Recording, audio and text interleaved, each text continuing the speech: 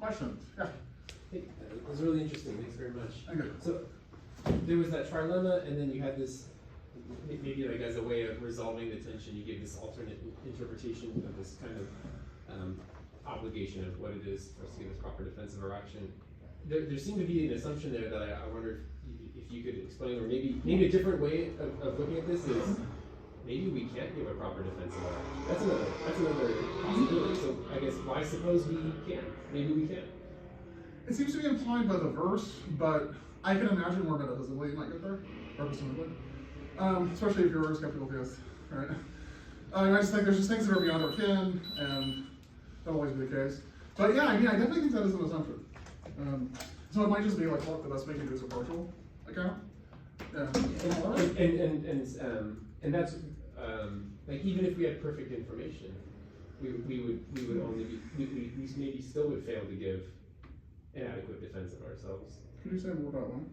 So I wonder, like, does the self-deception, whether it's witting or unwitting, I wonder, like, on that option, that the self-deception part could drop out because it's just we may just not be in a position to defend ourselves because of like, much of what we do is bad, and we have no account for it.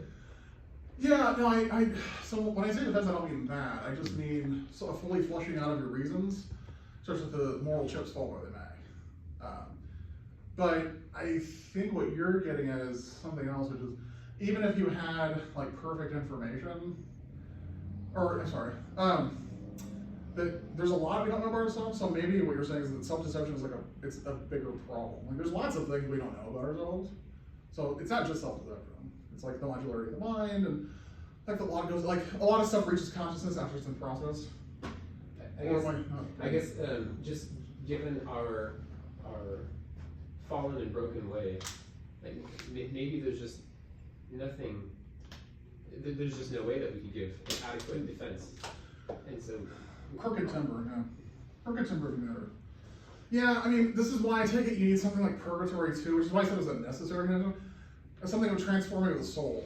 But then the retro-objection might work. So that's why I'm like, yeah. Quick question before I ask, or quick statement before you ask a question. Have you read C.S. Lewis's Till We Have Faces? I'm in the middle of reading Mere Christianity, but no, not that. You must read Till We Have Faces. It is on this exact topic. Oh, cool. The culmination of the book is a person giving a defense of themselves. Very cool. Okay, yeah, don't look into that. Absolutely read it. But then I wonder if, and you kind of came around to this with your proposed solution, if we're not maybe just taking the imagery of giving an account of oneself before God a little too literally. Like you have other images, some of which involve the person kind of like showing God what they've done. Like for instance, parable of the talents. You gave me 10 talents, and look, I produced 10 more.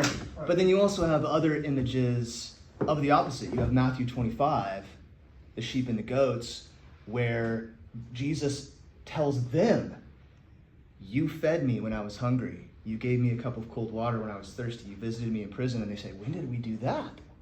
And he says, when you did that to the least of these, you did it to me.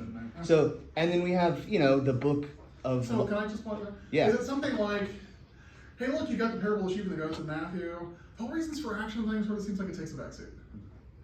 Is that sort of the idea? Well, it's like there are a lot of images of this same moment. In Revelation, the books are opened and God judges each according to what he has done, but there's no account being given. So in some, you're giving an account, and other you're not, and others you're ignorant of what you've done, and others and so are we maybe not just reading a little bit too much into that specific image? And really, what all these images point to is that, like, as you said, what has been done will be revealed and complete, and not just the works that you've performed, but who you are, your inner heart, and where you stand with respect to God and in the eschatological landscape depends on, in some way, on where you stand. So what I'm wondering is I think it runs up point out that the more moralizing reason or interpretation, it runs into philosophical problems, and it doesn't jive as well with other stuff. But yeah, so it's like here's why this reading doesn't work, but I'm not sure what to replace it with. But I think some of the things you said are right. Yeah, I mean, just one analogy would be like, if somebody reads like one verse on the atonement and is like, okay, so this is the image of the atonement. And you're like, well, actually, there's 14 images of the atonement, and just looking at one and saying like that is exactly what's going on there, like you got to look at all the images and Yeah, I think the reputation stuff accords better with Christ's obsession with photography. I was just rereading the Testament. I was just struck by how many times in various places.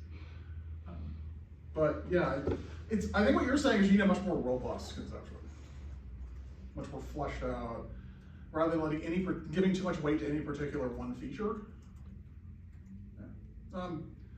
Christian. You've already addressed this in part in responding to Matt, but just to come at a different way. So in the first proposal that you consider but then discard, you focus on unwitting self-deception. But there are all kinds of other ways in which we might not be aware of the reasons for which we act. So maybe that was meant just to be like an illustration of one way in which we're not, but it seemed like that was portrayed as the only way in which we're not aware of the reasons for which we act. So and just another way is they're unconscious reasons for action. Not because I've self-deceived myself into being blind to them, they're just operative unconsciously. The kind of Jonathan Haidt model works here, the moral intuitionist model, but you don't have to buy everything he's got going there. But that would still take you to the same, acknowledging that there are these unconscious reasons for action, which you may never in this life become aware of, even after the fact. For Haidt, it's because of post hoc confabulation would get you the same place of not being satisfied with that first approach. So it's a friendly suggestion to maybe not fixate just on unwitting self-deception and broaden the landscape of other ways in which we're unaware of the reasons for action. Yeah, I take your point. I mean, like I said, I think it's a subspecies of not knowing reasons. The reason I focus on self-deception in particular is because it is so strategic and it's so self-interested, borderline selfish in a way that it's kind of icky, right? As opposed to just an unconscious thing that's in the background, you don't know about it. Could be good, could be neutral. Something about self-deception that tends to either it enables us to destroy other people or to get something morally we're not entitled to, given how cooperative and social we are. So I think that was my focus, like psychologically. Speaking of unconscious. But no, I take your point. I don't think it's the only one. And the main point is just that it's going to be hard to give an account if we don't know what the reasons are. And you can make that point with unwitting self-deception, or you can make a point with unconscious reasons. Either case, yes, but there is more ickiness in one than the other. Yeah, I think that's fair. Yeah. Yeah. So there's a lot about us that will need to be revealed, and there may not even be a fact of the matter in some cases. So there's that too. It might just be like there is no fact of the matter, but like do we do? But yeah, it's worth the icky part. But I can see a bigger project where it's like you're a stranger to yourself before God. How does that interaction work? Yeah. Could you put up the slide with the chart again? Yeah. I was trying to remember all three. I can't make any promises, but I'll try. Because I may or may not have a question based on it if I could see it. Okay, thank you. Okay. And then move on to other questions. Okay. Hold on. Hang on. Yeah. So I'm wondering if there are any positive aspects to this kind of ultimate the learning of one's reasons. Basically, I'm wondering if this can be a good thing, like a positive thing, not a Could you give me an example? Like if there is, if it can be conceived as something cathartic or like learning something that one always desired to know, is that I basically wonder if this concept of self-deception as something that needs to be dissolved, maybe at the moment of the last judgment, can be a starting point for basically conceiving the judgment as a positive experience? That is a great question, but I'm curious what you think. Insofar as it is morally rectifying, something along those lines? Maybe. I would assume that there would be that everyone had both good and bad reasons to act, which one didn't realize one had. Well, you might have. I mean, there are plenty of cases. So I focus on the negatives. It's really serious, but there are cases where you can imagine self-deception and being good. Deceiving yourself into being a better public speaker than you are, so you perform all the conference. I don't know if it's winning or not, but yeah, like I said, I think it's more that just focusing on the negative part is easier to motivate. But yeah, I'm definitely in the camp of like, I don't like it when people either tell me just the cost or just the benefits. I drive me up a wall. Because it's not the complete picture. Mm-hmm. Yeah, so I think that's a good, it's not something I'm really concerned with the paper, but I think in a broader project, it was a really good question. In a really good direction. And maybe something I'll explore, I don't know. Okay. In the back. Yeah, I think this is interesting. I think I've maybe worked on the same idea or the same problem as you, but I was coming at it from the responsibility literature, but I think we came to similar conclusions. So the way I was framing the problem is, how can we be responsible if we don't meet this epistemic condition, but it seems like we must be responsible because there's this final judgment. That's a good way to put it. And my attempt at a solution was that, and I like your community aspect, because I was just thinking individually that judgment is going to be a holding up a mirror, so we see ourselves as we truly are. But in conversation with one of the participants, you said something about purgatory, still got to work that out. But I think that the knowledge of ourselves that's revealed in the judgment is itself transformative. Like, we will wither when we see ourselves in this mirror, or as you're saying, when everyone sees what we really are. And so I think that itself can be purgational. And then the question I had though was the way you were initially framed it and then you revised it. Yeah. I kind of want to keep that. No, we're supposed to give an account, but no one can give an account. And this is the Christian message that we're called, the way you originally put it was we're supposed to defend ourselves. But when we see ourselves in this mirror, we see there's no defense, and that's why we need the gospel. So it's like, at the same time that we see how awful we really have been, like we see what our salvation is. Yeah. Part of it is there's a lot, so I would call the gap between like death and judgment, there's a lot of like gray area, sort of things that are glassed darkly. So there's like, I'm making a lot of assumptions. There could be transformative things that go on. It could be like, we go through a spiritual education. But yeah, I think having everything laid bare and the reasons you do it, that's gonna be delightful. Like insofar as it's a thing and there's a fact of the matter about it. But I guess the way I read it, the reason I think there's a solution to it is because there's a should. And I'm pretty firm in the ought implies can. But the ought implies can. I mean, we ought not to be sinful, right? And yet we're mired in sin. So there's various senses of the world ought to be different than it is. But at this point, can we fix it? You know, that. I guess I just don't find those counterexamples. Like when someone says something like we're sinful, so we can't help being sinful. And yeah, I think it's kind of weird without salvation to expect. I mean, because there is a means in the Christian world. But yeah, without Christ's resurrection, I'm not sure you could live without sin. I think the should vanishes, evaporates, because it violates ought implies can. I mean, unless there's some alternative route or something. But I could see if you either don't think this ought implies can applies here, or if you're just sort of skeptical about it, then it's not as much of a problem.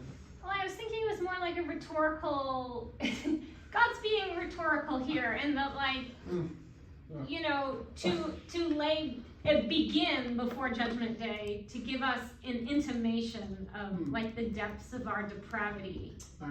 You know, we get this command that we cannot follow. I don't know, maybe I've been reading too much Calvin. Well, I sort of suspected you were getting some of those objections from Calvin because I've never found Calvin remotely plausible. I wonder if there's such a thing as sort of like a, when you are culpably incapable of avoiding a immorality. What I'm thinking of is like, okay, so somebody engages with any of the many substances that completely compromises your free will, and then you go and do something horrible. You are not, properly speaking, responsible for the fact that you drove your car, like, you know, into a house or something. We'll assume it's just a property damage for the sake of the pleasantness of the imagination. But like, but you are responsible for having put yourself in that circumstance. I also think that while we I think that once you reach the point where you are a mature, like fully morally culpable adult, you have a pretty good idea that at least in some respects, you are engaging in self-deception. And so it might be the case that God certainly knows which self-deception we should be working to fight against and which self-deception we just don't know about yet. It might be that we're responsible not for the self-deception, I wonder if there's a circumstance in which that could apply to this trilemma. And so then the odd implies can would still apply to some degree, but then we might be loosened a little bit from the weight of this, like, how could you be guilty for a thing you don't know you're doing? Right, yeah. But I think you sort of kind of gave it away in the question, right? Which is like, even if you manipulate the margins, you're still gonna have cases where you've self-deceived yourself, and it's a pretty robust deception, it's based on selfishness or something, and you have no clue that happened. So I worry about this case, like the hard cases that remain, after you kind of chip away, and I think you can mitigate some of the stuff, like being more human, why did you do what you do? Being like a little more humble about it might help, but it kind of feels like, from reading the literature, and I'm a philosopher, not an economist or a sociologist or whatever, but reading literature, I get the sense that humans self-deceive, like beavers build dams, like birds fly. We also have virtue signal too. Like, it's kind of like we have to.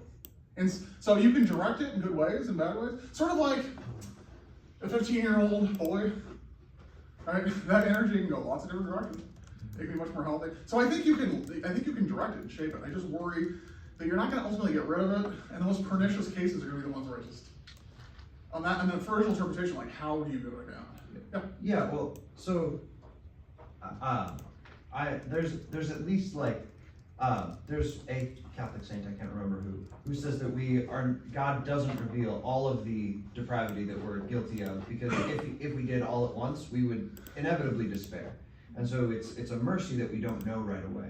But that's an interesting angle. But there is still implied in that at least the things you do know about, you're responsible for continuing to work on. And so it might be the case that, again, like, to the degree that those are things you should have known, that's like a culpable error. That's where it's culpable. And that's difficult for us to determine, but that doesn't seem like the sort of thing that in principle couldn't be known to a being that knows us better than we know ourselves.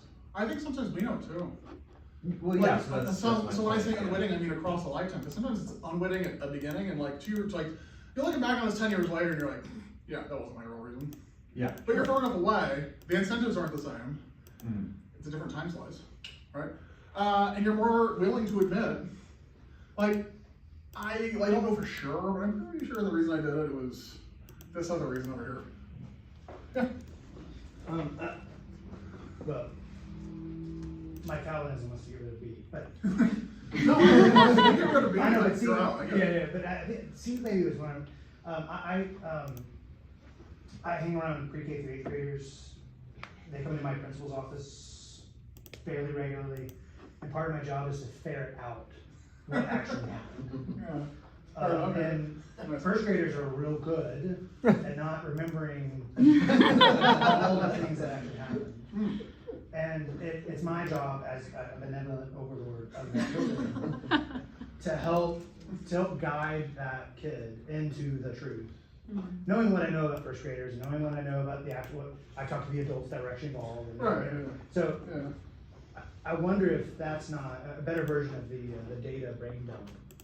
Is that the God who is actually the greater principle of all time knows our frame so well that if this doesn't have to be done instantaneously, then couldn't it be that rather than a brain dump of data or whatever, that he can kind of Socratically or however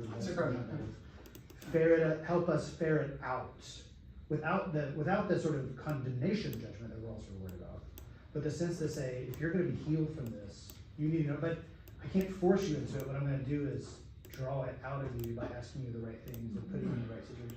Is that a better version of the data dump that gets us a better version of C so that this trilemma doesn't work? Well, the retrojection, I think is what you're saying, like a different version of that. I mean, how you catch out the flesh on the bone, I think it helps with maybe the first one, like the time slice problem, because you're slowly going through it. At least on the first interpretation, right? But on the first interpretation, I'm not sure you get around the muted attorney. It's like, you've got all these horrible things. They're done. I know all about them. So maybe, I think what you're saying sounds better with maybe like the proposed interpretation, or did I miss? Well, no, but why does it have to be yeah, of course he knows all about it, but why does that mean we're done? Part of the job is for me to get it, and for me to own it, and for me to understand it. So it doesn't end because he knows it. It ends when I finally finish the whole thing, and I've come to see what it all is, in good time, in the right ways.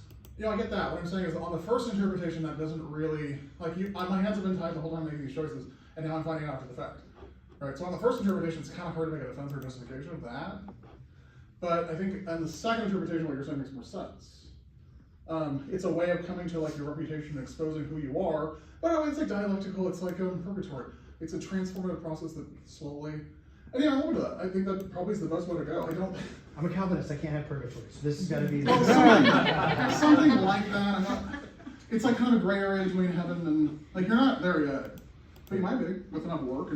But I think that's the way to get it up. Yeah. Don't people talk about the data dump in the near-death experience literature? So they do the life review, and it's like intensely moral for them. So they see the same situations from multiple perspectives. They see it from their own perspective. They relive the things they did from their perspective, and in some sense, it's like intensely empathetic way with the people that they hurt. I don't know. Like this is the what literature is this again? Near-death experiences. I don't know that much about it. I'm sort of trying to read up on it, but the stories are really fascinating. I don't know. I just wonder if that's like God says. I have no idea what's going on. Right? The being of light says, "You shall now see your life," and then and then who knows what happens after that, right? Because the only people who report this are the ones who don't go give an account for it. Right. No, that's interesting literature. Thanks for that too. Yeah, Brian. Yeah, so I thought the self-deception phenomenon is like pretty darn interesting in its own right, and it seems like you have a pretty good grip on some of the empirical literature about that. I just thought it seems like there's another paper just about what that is. And I want to put in front of you that there are some neighboring concepts that seem to have some things in common with it, but like are distinct. So hope is one of them. Andrew Chignell's focus theory of hope, where like person in despair, person in hope can both want P, they can both be aware that odds of P are low.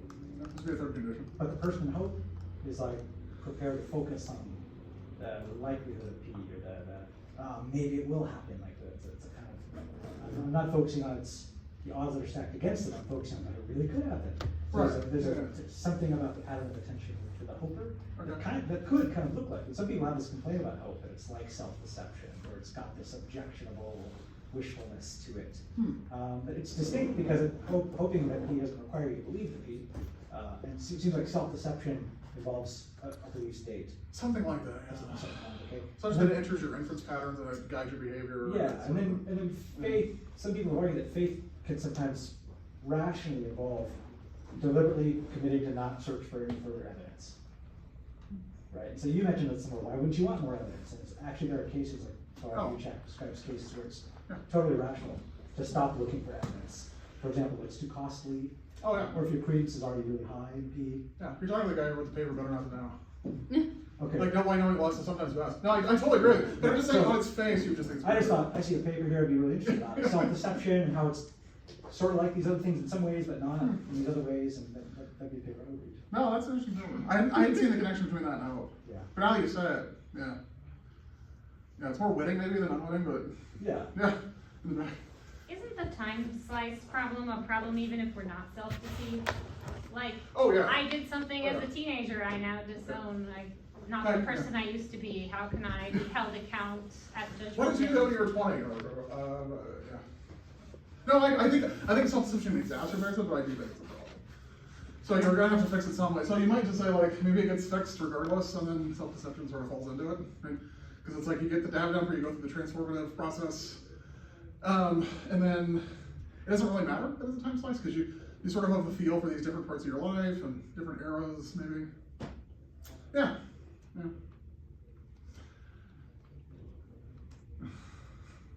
Any other questions? Christian? Yes. Have you time to, how are you doing? We have 11 minutes. Okay.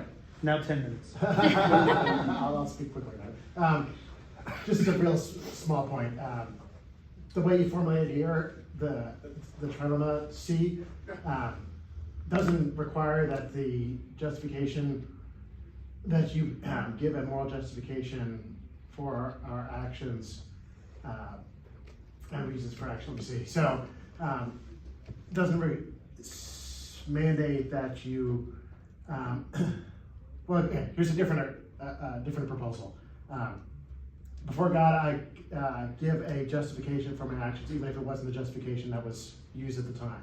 Mm-hmm. So you take your example of the charity donation. At the time, I made the donation because I wanted to impress a significant other. But now, in front of God, I justify the action in terms of the constant good of treating others as ends or something, whatever, or compassion and love for other people.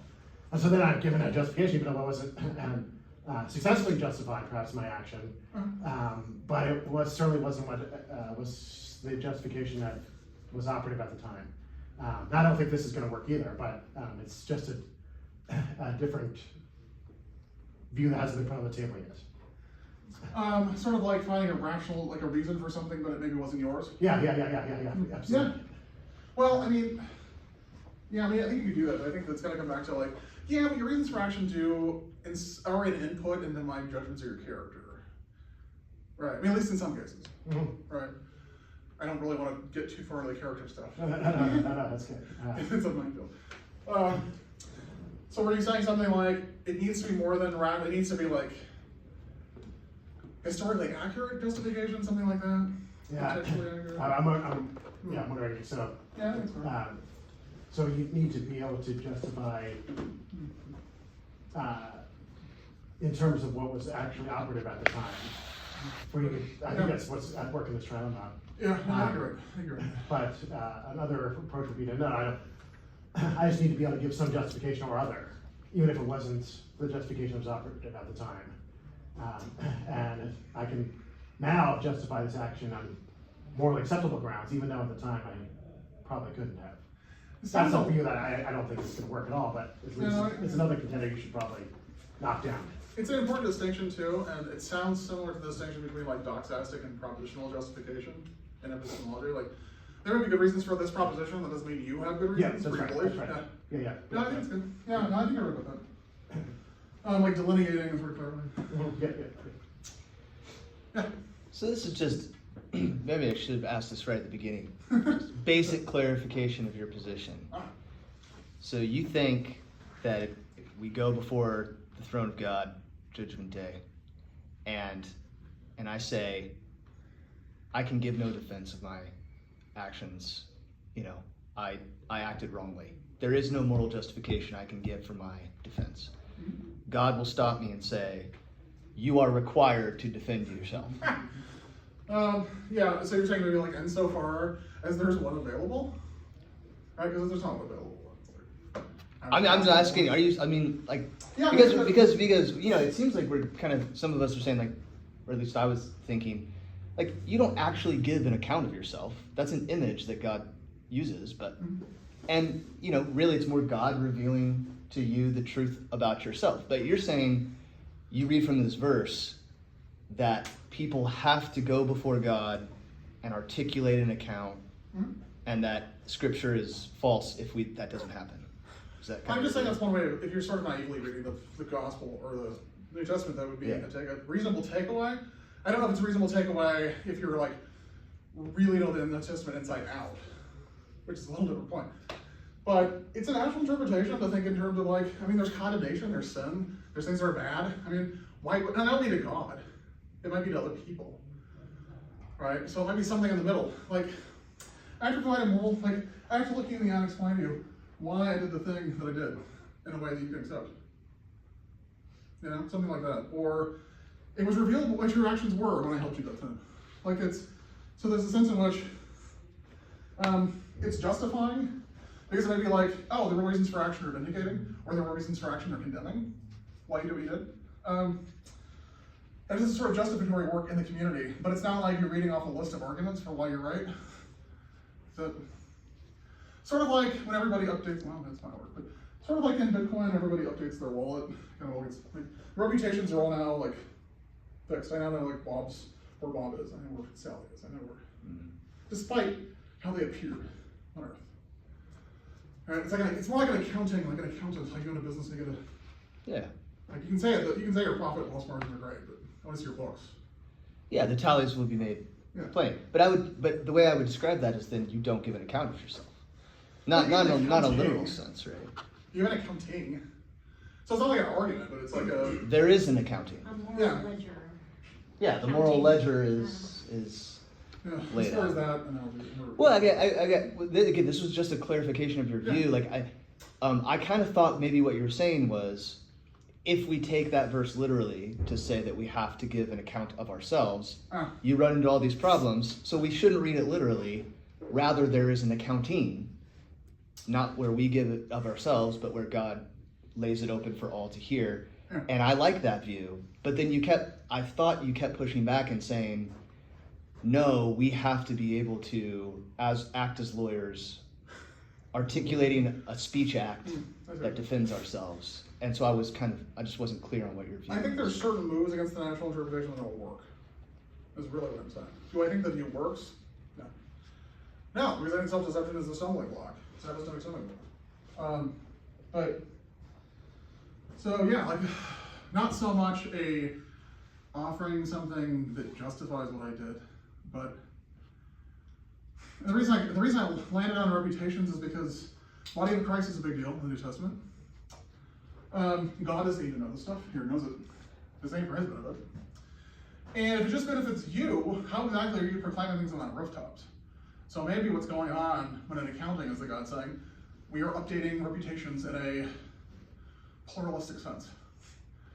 I mean, I like the reputational stuff. It just does not require that the person actually be the one defending themselves. Oh yeah, that's the beautiful part of it.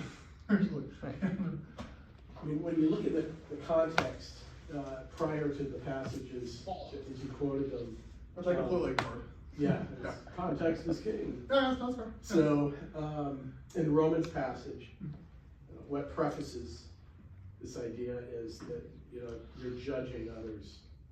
And then in the Galatians passage, it's, if anyone thinks there's something when they're not, they deceive themselves.